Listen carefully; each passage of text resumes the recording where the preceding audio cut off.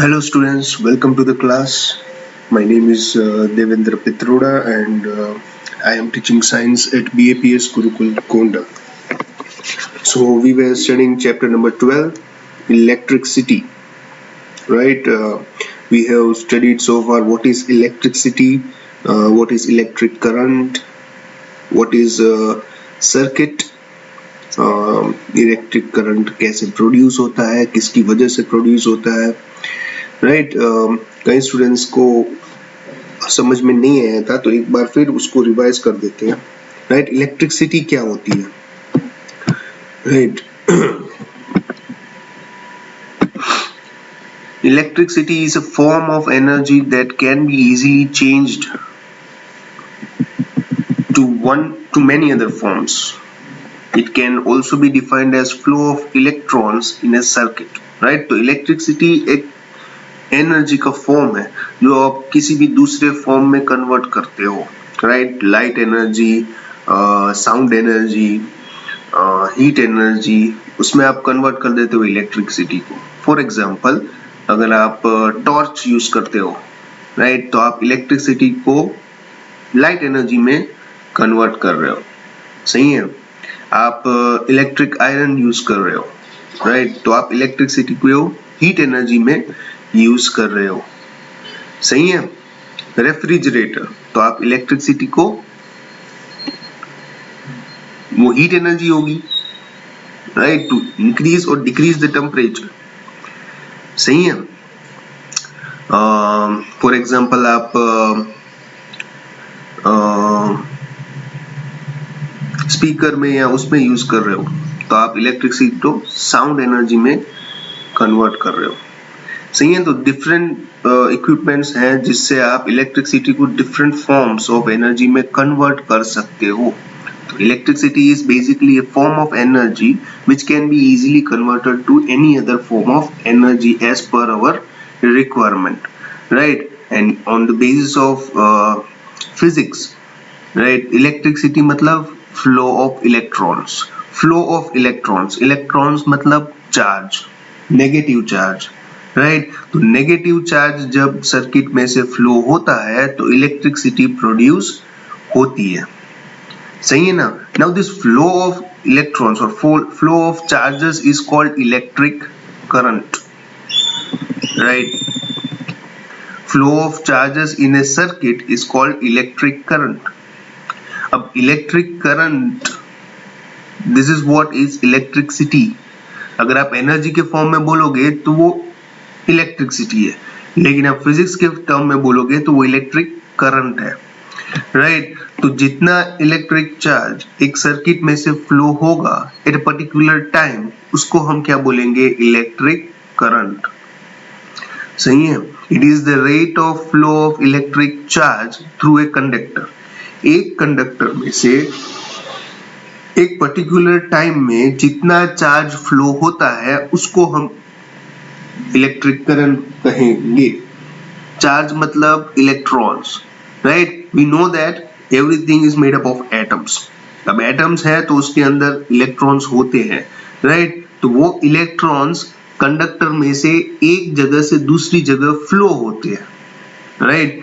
वो जो फ्लो होते हैं उसको हम क्या बोलते हैं, इलेक्ट्रिक करंट, राइट। तो जो कंडक्टर होता है, कंडक्टर आपने ऑलरेडी पढ़ा था, राइट, कंडक्टर एंड इंसुलेटर। तो कंडक्टर क्या होता है, जिसमें इलेक्ट्रॉन्स, फ्री इलेक्ट्रॉन्स जो है वो ज्यादा है, इसलिए वो आसानी से एक जगह से दूसरी जगह फ्लो हो जाते हैं, इसलिए उसमें से इलेक्ट्रिक करंट पास हो सकता है।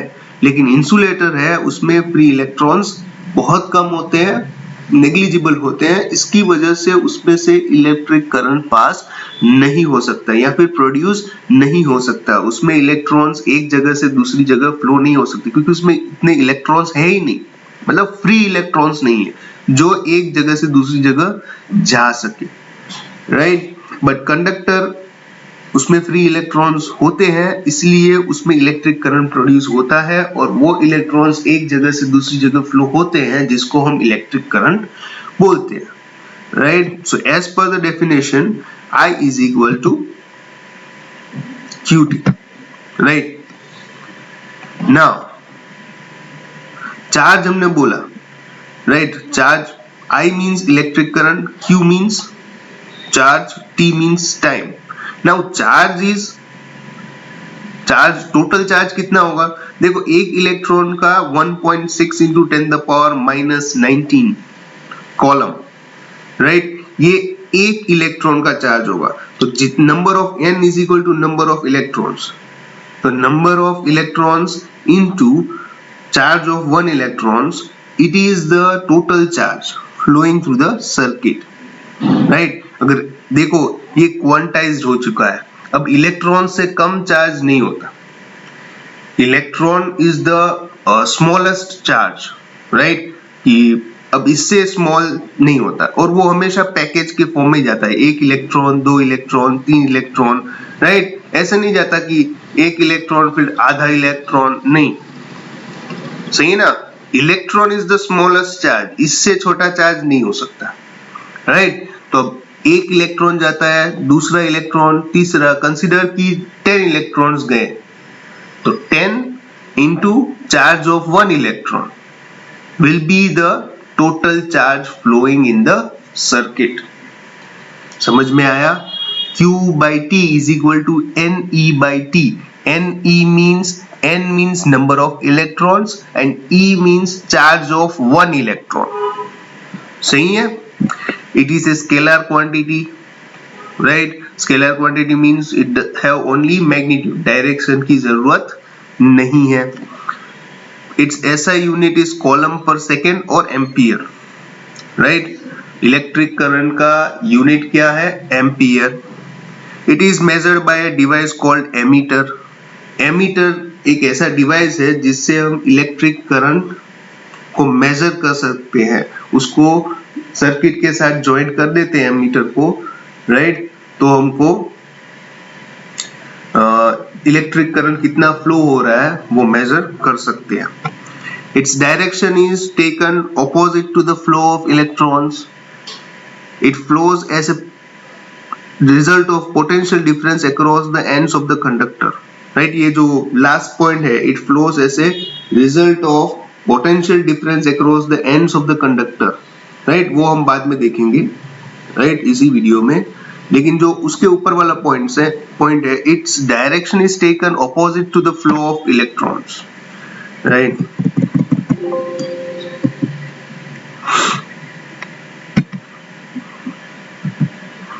So if you consider, right, ये बैटरी है, सही है, और बैटरी के जो ऊपर है this one is positive and this one is negative. अगर आपने सेल देखा होगा तो जो मेटेलिक कैप वाला पोर्शन है उसको पॉजिटिव चार्ज बोलते हैं, और नीचे जो डिस्क वाला पोर्शन है उसको नेगेटिव चार्ज बोलते हैं, राइट। तो आप देख सकते हो वो नेगेटिव चार्ज है तो उसमें इलेक्ट्रॉन्स ज्यादा होंगे, तो वो इलेक्ट्रॉन्स यहां से फ्लो होके पॉजिटिव टर्मिनल तक जाते हैं, मतलब नेगेटिव टर्मिनल से लेके पॉजिटिव टर्मिनल तक जाते हैं, right. This is the direction of flow of electrons.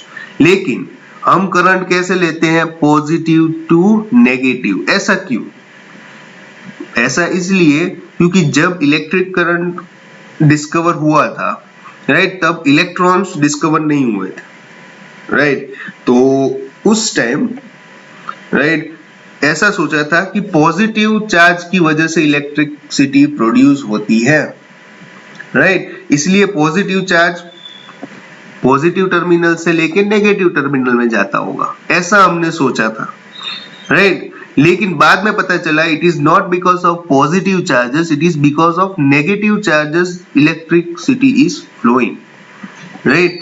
Electricity produce negative charge की वजह से होती है, पॉजिटिव चार्ज की वजह से नहीं। लेकिन जब इलेक्ट्रिक करंट हमने डिस्कवर किया उस टाइम हमको ऐसा पता नहीं था, तो उस टाइम हमने हाइपोथेटिकली ऐसा मान लिया था कि वो पॉजिटिव चार्ज की वजह से हुआ है, इसलिए वो पॉजिटिव टर्मिनल से नेगेटिव टर्मिनल लिया गया, फिर उसको वैसे का वैसा ही रखा गया इलेक्ट्रॉन्स डिस्कवर हो जाने के बाद, राइट। इसलिए उसको बोला जाता है conventional current. Conventional current means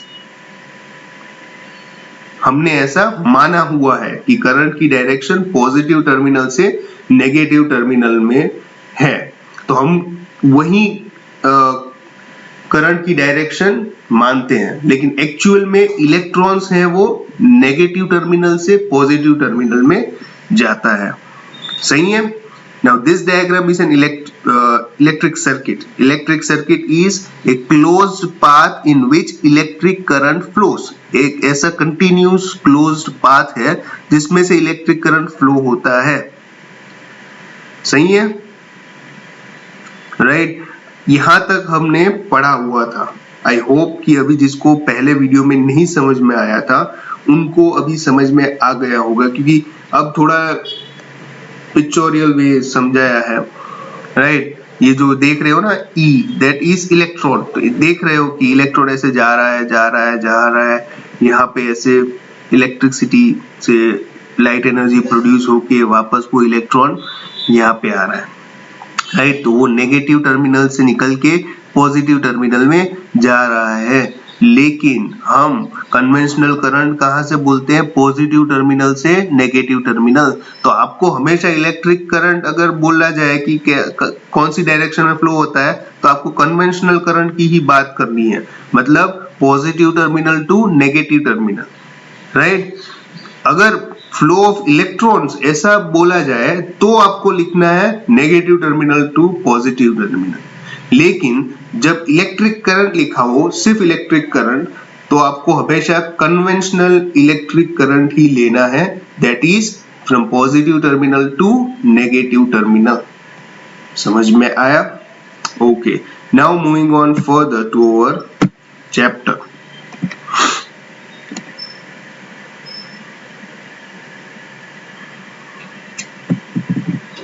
Right, so we have completed this much. Now looking at this paragraph, the SI unit of electric charge is coulomb, right? Electric charge का यूनिट है कॉलम, इलेक्ट्रिक करंट का unit है ampere. देखो ये confuse मत हो जाना, right. Students ज्यादातर कंफ्यूज हो जाते हैं। इलेक्ट्रिक चार्ज है मतलब इलेक्ट्रॉन, इलेक्ट्रिक चार्ज है उसका यूनिट क्या है? Column, right. लेकिन इलेक्ट्रिक करंट का यूनिट है एम्पियर।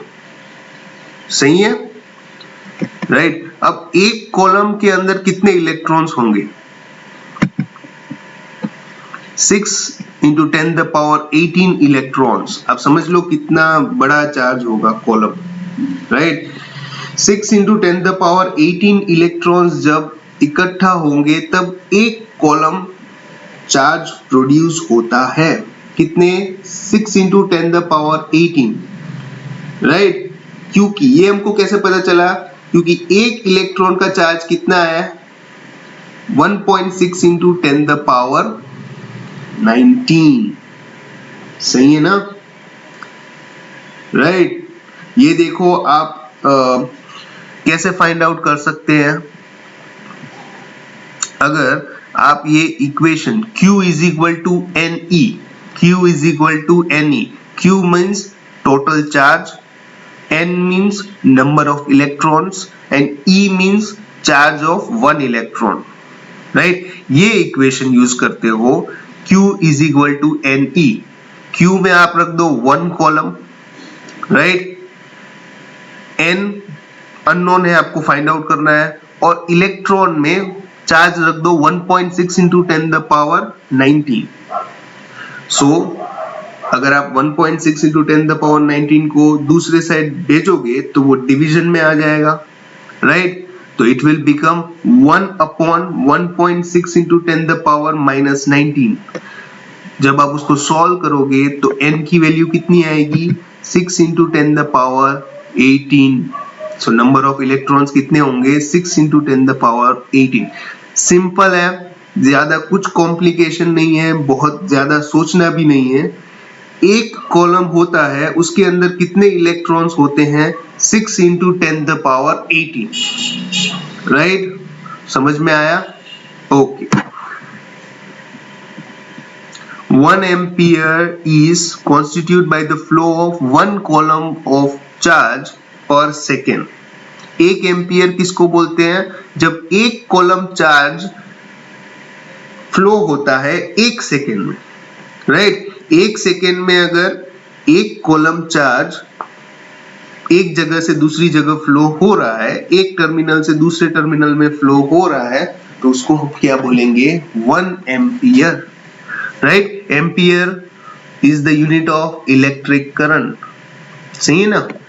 एक कॉलम चार्ज अगर एक सेकेंड में एक जगह से दूसरी जगह फ्लो होता है तो उसको हम बोलते हैं 1 ampere.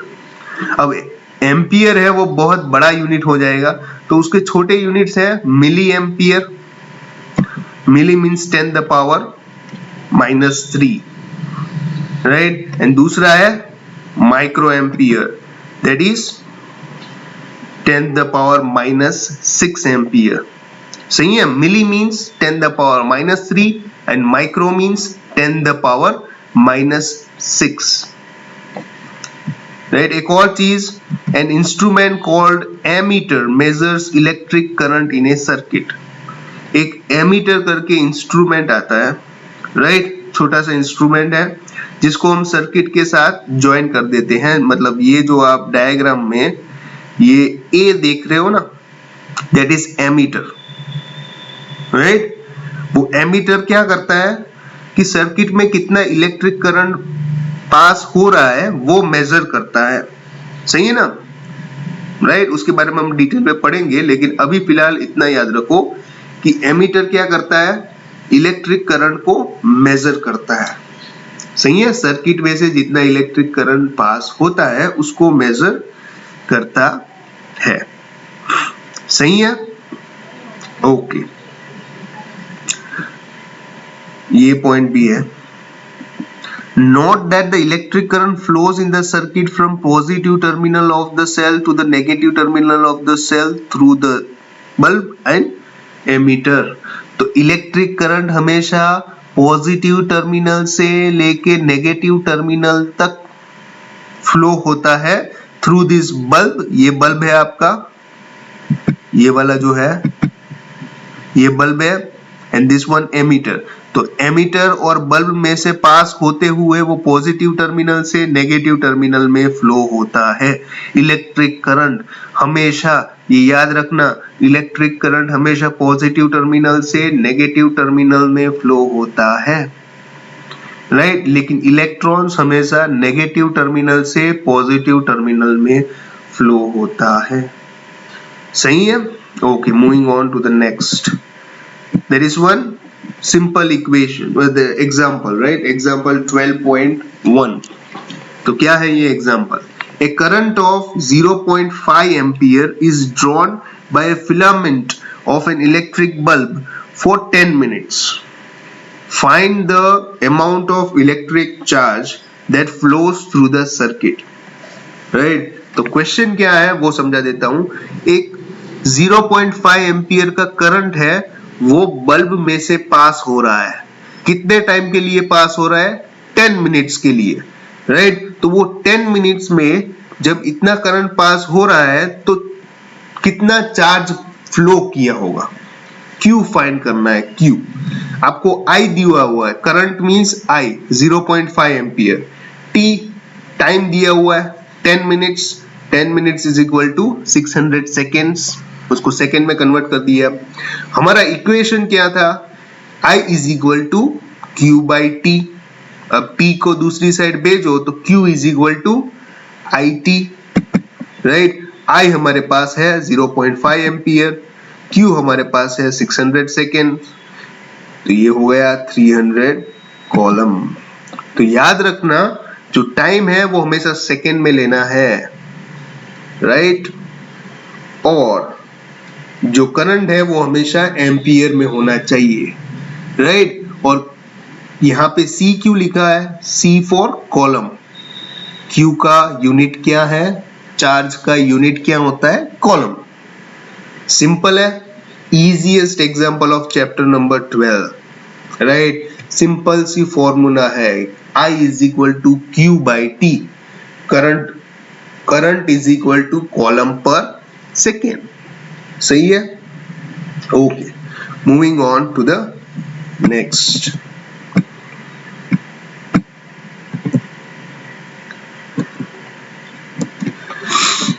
Electric potential and potential difference.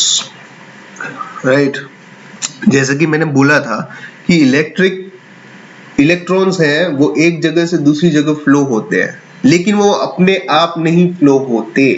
Right, पहले वीडियो में भी बोला था कि इलेक्ट्रिक सेल है, उसका काम क्या है, उसको पुश करना, इलेक्ट्रॉन्स को उतनी एनर्जी प्रोवाइड करना कि वो एक जगह से दूसरी जगह फ्लो हो सके, इसलिए इलेक्ट्रिक सेल या बैटरी की जरूरत पड़ती है। जैसे इसमें एक एग्जांपल दिया हुआ है, राइट, कि वाटर टैंक है, राइट। अगर वो हॉरिजॉन्टल एक ही लेवल पे होते हैं दो टैंक, राइट, दो वाटर टैंक है, अब दोनों एक ही लेवल में, हॉरिजॉन्टल लेवल दोनों का सेम है, राइट, तो वाटर एक लेवल में से दूसरे लेवल में फ्लो होगा या एक टैंक में से दूसरे टैंक में फ्लो होगा? नहीं होगा। क्यों नहीं होगा? क्योंकि उतना प्रेशर नहीं है ना, राइट, क्योंकि दोनों का लेवल कैसा है, दोनों साइड प्रेशर सेम है, दोनों टैंक में वाटर का लेवल सेम है और दोनों टैंक का लेवल भी सेम है, राइट, तो दोनों में पोटेंशियल डिफरेंस नहीं है, राइट। पोटेंशियल डिफरेंस इन से वाटर में आप कह सकते हो प्रेशर डिफरेंस नहीं है। प्रेशर डिफरेंस मतलब, राइट, आप देखो दोनों की पोटेंशियल एनर्जी सेम है, राइट। अब पोटेंशियल एनर्जी दोनों की सेम है तो वाटर फ्लो नहीं होगा। अब एक टैंक और दूसरा टैंक, दोनों वाटर टैंक एक ही लेवल में है तो दोनों की पोटेंशियल एनर्जी सेम हुई, तो वो डिफरेंस नहीं हुआ एनर्जी का, तो वो एक जगह से दूसरी जगह फ्लो नहीं करता है। लेकिन जब आप उसमें डिफरेंस कर दो कि टैंक 1 है वो हायर लेवल में, मतलब उसमें पानी का लेवल ऊपर कर दो, और दूसरा टैंक है उसमें पानी का लेवल कम कर दो, राइट, अब दोनों लेवल में पोटेंशियल डिफरेंस हो जाएगा। सही है ना, right. See, if one end of the tube is connected to the tank of water kept at higher level such that there is a pressure difference between the two ends of the tube, water flows out of the other end of the tube. सही है ना, simple example, अगर आपके घर में टंकी होती है ना, राइट, वो हमेशा छत पे क्यों होती है, राइट, जो मेन टंकी होती है जो सारे घर को वाटर प्रोवाइड करती है, वो टंकी ऊपर छत पे क्यों रखते हैं, राइट, क्योंकि आपको आसानी से पानी है वो नीचे ट्रैवल हो जाए ड्यू टू ग्रेविटी। सही है ना, क्योंकि वो लेवल डिफरेंस हो गया ना। लेकिन देखो, आपको पानी ऊपर से नीचे ले आने में कोई एनर्जी यूज करने की जरूरत नहीं पड़ती, लेकिन नीचे से ऊपर ले जाने में यूज करनी पड़ती है। आपको पहले वो पोटेंशियल या प्रेशर डिफरेंस तो क्रिएट करना है ना। आप मोटर से, इलेक्ट्रिक मोटर से पानी नीचे से ऊपर लेके जाते हो कि नहीं, राइट। इलेक्ट्रिक मोटर जो है, आप पानी नीचे से ऊपर लेके जाते हो, this will create a pressure difference, जिसकी वजह से वाटर फ्लो होता है पूरे हाउस में।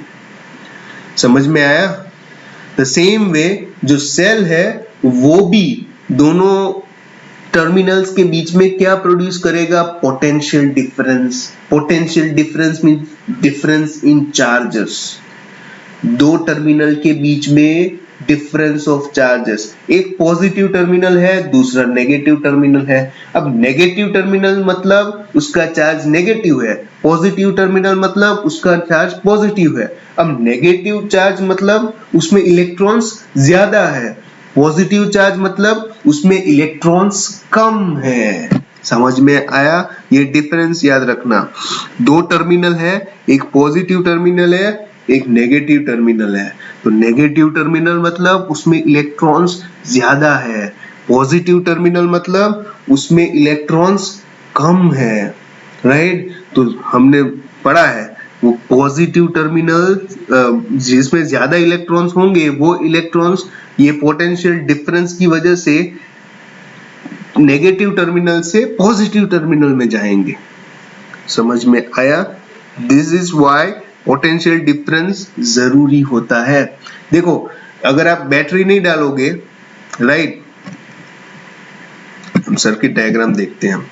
अगर यहाँ पे बैटरी नहीं होती, ये जो बैटरी है, ये बैटरी, राइट, ये बैटरी जो है अगर नहीं होती यहाँ पे, राइट, तो ये दोनों वायर के जो एंड है उसके बीच में पोटेंशियल डिफरेंस नहीं होता, क्योंकि वो तो एक ही कंडक्टर से बना हुआ है वायर, तो सब में इलेक्ट्रॉन्स तो सेम ही रहेंगे, राइट। लेकिन जब आप बैटरी कनेक्ट करते हो तो ये जो पॉजिटिव टर्मिनल है वो पॉजिटिव टर्मिनल में इलेक्ट्रॉन्स कम होंगे और ये जो नेगेटिव टर्मिनल में है उसमें इलेक्ट्रॉन्स ज्यादा होंगे, जिसको हम बोलते हैं पोटेंशियल डिफरेंस। क्या पोटेंशियल डिफरेंस होता है? इसमें ज्यादा कम इलेक्ट्रॉन्स है और इसमें ज्यादा इलेक्ट्रॉन्स है। The difference between the number of electrons, the charge, right. तो इसमें जो है वो चार्ज क्या होगा? ज्यादा होगा, नेगेटिव चार्ज, और इसमें नेगेटिव चार्ज कम होगा, तो ये नेगेटिव चार्ज यहां से यहां जाता है। फिर आप ऐसा क्वेश्चन आएगा, सर क्यों इलेक्ट्रॉन्स ही यहां से यहां जा रहा है? यहां से पॉजिटिव चार्ज भी तो नेगेटिव चार्ज में जाना चाहिए ना, क्यों नहीं जाता? देखो हमने पढ़ा था, इलेक्ट्रॉन्स होता है उसका मास कैसा होता है? निग्लिजिबल। उसका मास कैसा होता है? निग्लिजिबल, राइट, सही है ना। अगर आप दो मैग्नेट लेते हो, एक बड़ा मैग्नेट और एक छोटा मैग्नेट, राइट, तो कौन सा मैग्नेट किसकी तरफ अट्रैक्ट होगा? छोटा मैग्नेट है वो बड़े मैग्नेट की तरफ अट्रैक्ट होगा। समझ में आया? छोटा मैग्नेट है वो बड़े मैग्नेट की तरफ अट्रैक्ट होगा क्योंकि उसका मास कम है। तो उसी तरह ये इलेक्ट्रॉन्स है उसके मास कम होते हैं और ये प्रोटॉन्स मतलब जो पॉजिटिव चार्ज है उसके मास ज्यादा होते हैं, इसलिए ये वाला है ये अट्रैक्ट होके यहाँ पे जाता है, इसलिए वो फ्लो ऑफ इलेक्ट्रॉन्स होता है। सही है। तो वो फ्लो ऑफ इलेक्ट्रॉन्स कौन कराता है? ये पोटेंशियल डिफरेंस। और वो पोटेंशियल डिफरेंस कैसे क्रिएट होता है? बाय कनेक्टिंग ए बैटरी। अब बैटरी, अब सेल कंसीडर करो, तो सेल में ऐसा क्या होता है जिसकी वजह से ये पोटेंशियल डिफरेंस क्रिएट होता है? तो आपने ऑलरेडी पढ़ा हुआ है, सेल में केमिकल रिएक्शन होता है। अब वो केमिकल रिएक्शन आयंस प्रोड्यूस करते हैं। क्या प्रोड्यूस करते हैं? आयंस। आयंस पॉजिटिव चार्ज भी होते हैं और नेगेटिव चार्ज भी होते हैं। तो वो पॉजिटिव आयंस यहाँ पे आते हैं और नेगेटिव आयंस यहाँ पे आते हैं। समझ में आया? आपने इलेक्ट्रोलाइटिक सेल पढ़ा होगा ना, इलेक्ट्रोलाइसिस, इलेक्ट्रोप्लेटिंग, राइट। तो इसमें क्या होता है? ये पॉजिटिव आयंस यहाँ पे आ जाते हैं और नेगेटिव आयंस यहाँ पे आ जाते हैं। जब आपने केमिकल रिएक्शन देखा ना चैप्टर, राइट, तो केमिकल रिएक्शन होता है तो वो डिकम्पोज करता है। अब उसको दो आयंस के फॉर्म में कन्वर्ट कर देता है। तो पॉजिटिव आयंस है वो पॉजिटिव टर्मिनल में अट्रैक्ट हो जाते हैं और नेगेटिव आयंस है वो यहाँ पे चिपक जाता है, इसलिए ये नेगेटिव टर्मिनल बन जाता है और ये पॉजिटिव टर्मिनल बन जाता है। अब ये जो नेगेटिव है तो उसमें से इलेक्ट्रॉन्स है वो यहाँ से यहाँ फ्लो होते हैं, इसलिए वो सेल है वो केमिकल रिएक्शन क्या करता है? वो आयंस प्रोड्यूस करता रहता है। सेल जो है, राइट, वो आयंस प्रोड्यूस करता रहता है जिसकी वजह से ये पॉजिटिव और ये नेगेटिव मेंटेन होता है। लेकिन थोड़े टाइम के बाद वो केमिकल रिएक्शन अंदर जो है सेल के अंदर मटेरियल जो हमने डाला हुआ है वो पूरा खत्म हो जाता है। तो अभी केमिकल रिएक्शन नहीं होता है, इसलिए अभी यहाँ पे नए पॉजिटिव चार्ज और यहाँ पे नेगेटिव चार्ज नहीं आते होंगे। सही है ना। देखो ये नेगेटिव है वो यहाँ से यहाँ जाके पॉजिटिव में आ जाते हैं, तो ये नेगेटिव जो आयंस है वो भी न्यूट्रल हो रहे हैं और पॉजिटिव आयंस भी न्यूट्रल हो रहे हैं, राइट। तो आपको कंटिन्यूसली उसको वो पॉजिटिव चार्ज और नेगेटिव आयंस देने पड़ेंगे, राइट। तो वो हम किसकी वजह से देते हैं? इलेक्ट्रिक सेल की वजह से, इलेक्ट्रिक सेल से देते हैं, राइट। तो सेल में जब तक वो, आप सेल बोलते हो ना सेल खत्म हो गया है, सेल खत्म हो गया मतलब सेल के अंदर जो चीजें रखी हुई है, केमिकल रिएक्शन जो हो रहा है, रिएक्टेंट खत्म हो गए हैं, राइट। तो आपको सेल बदलना पड़ता है। सही है ना, समझ में आया?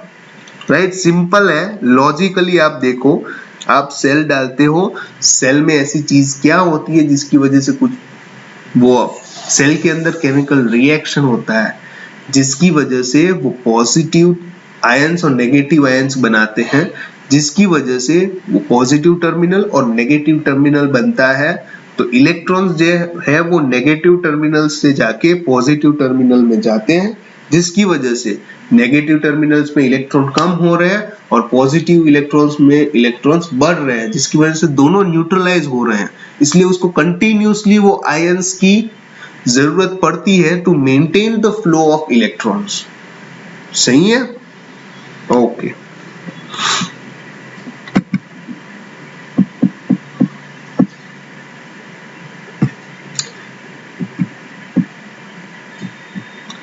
When the cell is connected to a conducting element, the potential difference sets the charge in the motion in the conductor and produces an electric current. In order to maintain the current in a given electric circuit, the cell has to expend its chemical energy stored in it. सही है ना? तो आपने ये भी पढ़ा होगा कि इलेक्ट्रिक सेल है, उसके अंदर केमिकल एनर्जी प्रोड्यूस होती है, वो केमिकल एनर्जी केमिकल रिएक्शन करती है और वो आयंस प्रोड्यूस करती है। आयंस आपने पढ़ा होगा, राइट? Ions, IONS, ions. अब वो ions positive and negative charge होते हैं, राइट? तो वो पॉजिटिव टर्मिनल और नेगेटिव टर्मिनल बनाते हैं, जिसकी वजह से इलेक्ट्रॉन्स फ्लो होते हैं। We define the electric potential between 2 points in an electric circuit carrying some current as the work done to move a unit charge from one point to the other. Right? तो हम potential difference किसको कहते हैं? Right? Potential difference मतलब एक unit positive charge, मतलब एक unit charge है, राइट? एक यूनिट चार्ज है, उसको एक जगह से दूसरे जगह ले जाने में जितना वर्क डन करना पड़ता है, जितना काम करना पड़ता है, उसको हम क्या बोलेंगे? Potential difference. The work done in moving a unit charge from one place to another, from one point to another, right? एक इलेक्ट्रिक सर्किट है, राइट? देखो, ये जो इलेक्ट्रिक सर्किट थी, यहाँ पे ये एक इलेक्ट्रॉन को यहाँ से ले जाने में, यहाँ तक ले जाने में जितना वर्क मेरे को करना पड़ता है, मतलब ये इलेक्ट्रॉन यहाँ से जाके पूरी सर्किट में से वापस ये पॉजिटिव टर्मिनल में आता है, यहाँ तक आने में जितना वर्क डन मेरे को करना पड़ता है, उसको मैं क्या बोलूंगा? Potential difference. So V is equal to, V means potential difference, Q means work done, W means work done, and Q means charge. So potential difference is equal to work done per unit charge, right? तो potential difference है, उसका unit क्या है? Volt. It was named after Alessandro Volta. Alessandro Volta, he was an Italian physicist, right? And he discovered this potential difference. इसलिए उसका unit क्या है? Volt.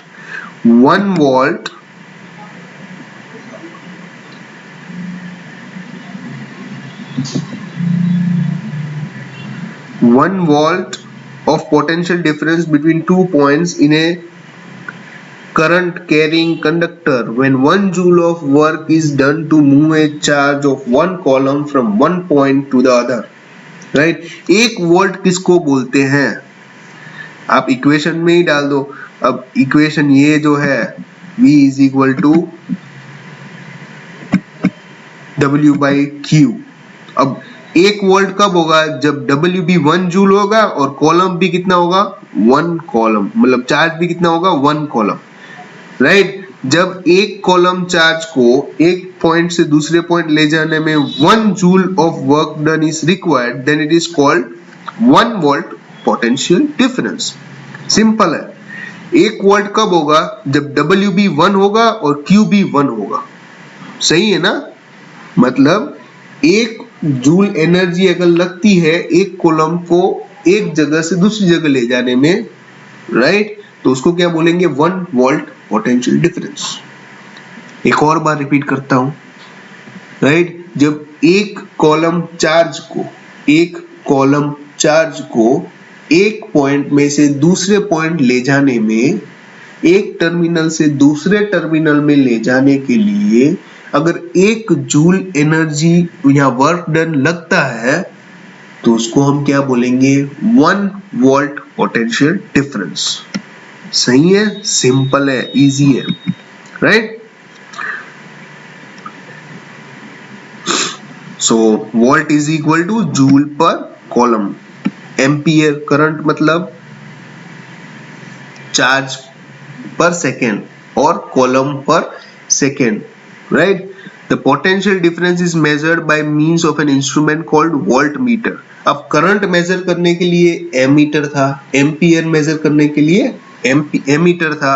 अब वोल्ट को मेजर करने के लिए क्या होता है, वोल्ट मीटर, राइट। ये जो स्टेटमेंट है, voltmeter is always connected in parallel across the points between which the potential difference is to be measured, तो वो हम बाद में देखेंगे। ये वाला पॉइंट आपको पीछे आएगा, राइट। ये क्यों अभी पहले दे दिया है आई डोंट नो, बट ये सीरीज एंड पैरेलल कनेक्शन आपके चैप्टर के एंड में आता है, राइट। तो ये पॉइंट अभी यहाँ पे रहने दो।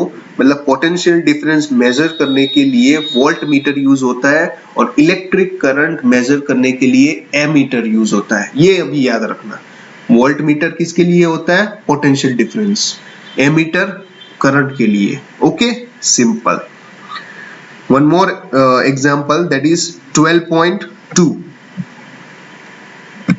How much work is done in moving a charge of 2 column across 2 points from having a potential difference 12 volt, right. तो आपको पोटेंशियल डिफरेंस दिया हुआ है 12 वोल्ट, चार्ज Q भी दिया हुआ है 2 coulomb, you have to find W, work done, right.